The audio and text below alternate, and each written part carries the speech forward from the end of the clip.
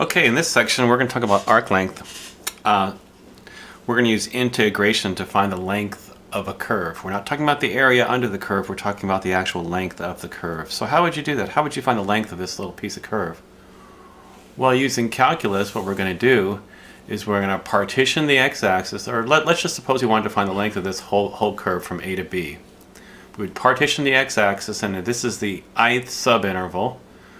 We're going to find the length of this line segment here, and the length of this line segment is almost the same as the length of the actual curve, as long as the interval is small. Well, the length of this line segment, isn't it just the distance formula, right? So from p sub I minus 1 to p sub I, you get the change in y, x2 minus x1 squared plus y2 minus y1 squared, which equals this. Okay? So anyway, what we're doing here is we're going to derive the formula for the length of the whole arc. Certainly, as the number of subintervals gets larger and larger, like I said before, the sum of the lengths of these line segments is going to get closer and closer to the actual length of the curve. Okay. The tricky part to this is we're going to use the mean value theorem. You might want to go back and look at section 4.2 again. On the subinterval x sub I minus 1 to x sub I, what the mean value theorem says is the change in y, f of x sub I minus f of x sub I minus 1, is equal to the derivative f prime at some x sub I star in this interval times the change in x. And we can do this for each of the sub-intervals. We can apply the mean value theorem on each subinterval. So anyway, the length of the line segment, p sub I minus 1 to p sub I, is this. We replace delta y with f of x sub I star delta x, and so this expression becomes this. And then you can take the delta x out. It's absolute value of delta x, but since delta x is positive, it just becomes this. So what is this? This expression here is an expression for the length of that line segment, p sub I minus 1 to p sub I. Okay. So then you add them all up and take the limit, and this right here is an expression that as the number of subintervals gets larger, the sum of the length of the line segments gets closer and closer to the actual length of the curve. So how would you write this as a definite integral? We've done that before. Isn't that just the L is the integral from A to B of 1 plus f prime of x squared dx. There it is. We have to assume f prime is continuous on the interval. So there it is. That's the formula for the length of the arc of the function f of x from A to B. Anyway, find the length of the curve f of x equals ln of x from 0 to pi over 3. Well, the first thing you do is take the derivative, f prime, and you end up with negative tangent, and you take the derivative of this function. So the integral looks like this. Now, why did I say the integration is hard? Because you know that when you have square roots, integrating square roots can be really hard. In fact, there are some situations where you can't actually find the integral exactly. Anyway, this one comes out kind of nice. This becomes a secant squared inside. You see that? And so the integral of secant is ln absolute value secant plus tangent. So when you draw your picture here, the secant of x would be 2, and tangent of x would be radical 3. So this is the length of the curve, the actual length of the curve of f of x from 0 to pi over 3. That was an easy one. They do get messier. There's other times when you might have more luck if you have a function x in terms of y. The same exact formula works. You just replace. If x equals g of y, then you'd replace g prime of y here instead of f prime of x.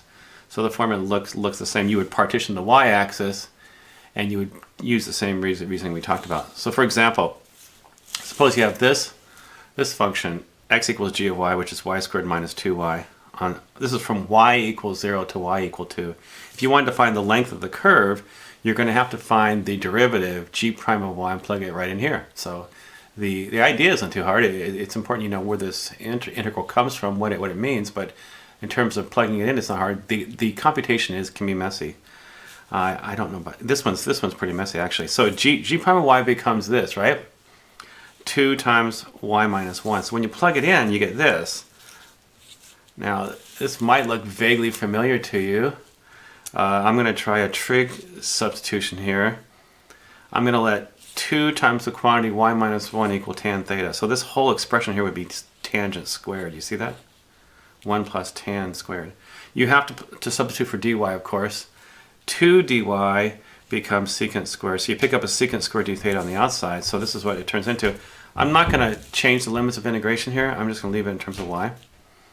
So what do you get? This becomes a secant. This becomes secant squared. Oh no, we have secant cubed. Ah, not again. Secant cubed comes up a lot, doesn't it? So the formula for the integral of secant cubed becomes this. And so you draw your picture. Remember, 2 times the quantity y minus 1 equals tan theta. So this would be 1. This would be the quantity 2 times the quantity y minus 1. This becomes 1 plus 4 times y minus 1 quantity squared. So when you evaluate the integral, you get secant theta is this expression. Tangent of theta is this expression. This becomes this would be secant of 2, tangent of 2. That's what you get here. And here you're going to get secant of 0, tangent of 0. So you get this expression here. You might want to hit the pause button and check this on your own. So when all the dust settles, I get this. You could write your final answer as radical 5 plus the natural log of the 4th root of radical 5 plus 2 or radical 5 minus 2. Anyway, see what you get there. But it's pretty messy, isn't it? Okay, one last thing I want to talk about. This is really important for what we're going to do later. It's possible to talk about the arc length function. We were talking about, remember that area so far function we were talking about? We were talking about the area if you're under the curve from a to x. Well, how about the length of the curve from a to x? How would you write that? What is the length of the curve from a to x? Wouldn't it just be this, right?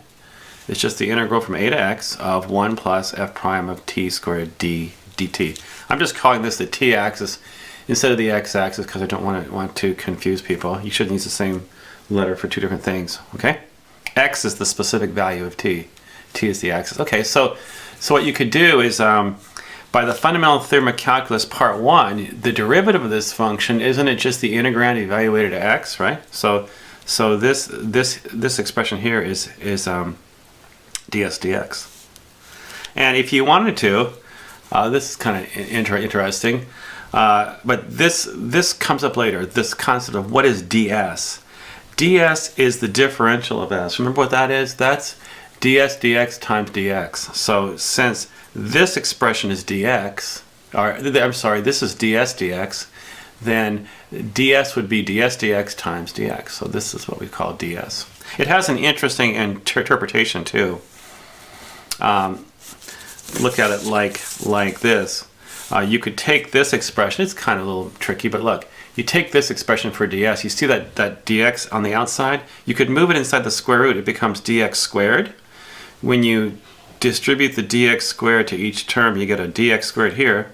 What happens here, isn't this dy squared over dx squared? When you multiply it by dx squared, you just get dy squared. So think about it as moving this in the square root sign.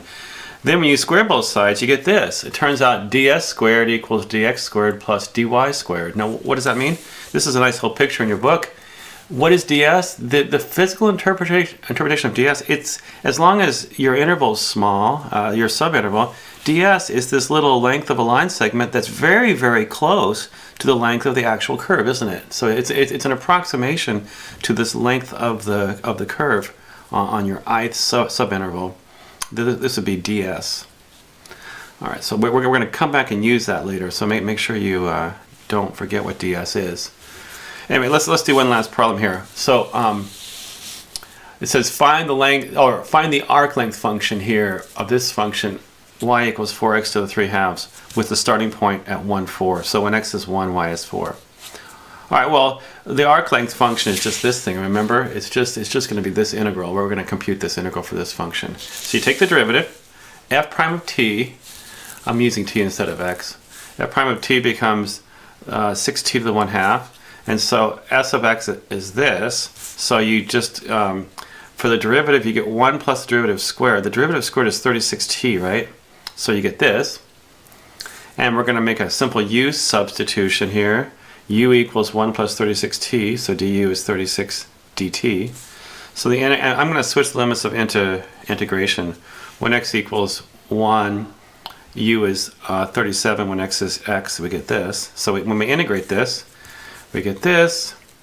And so you end up with 1 over 54, plugging in the limits of integration. Whoops. 1 over 54, 1 plus 36x to the 3 halves minus 37 to 3 halves. That's it. Okay, we'll see you later. Bye-bye.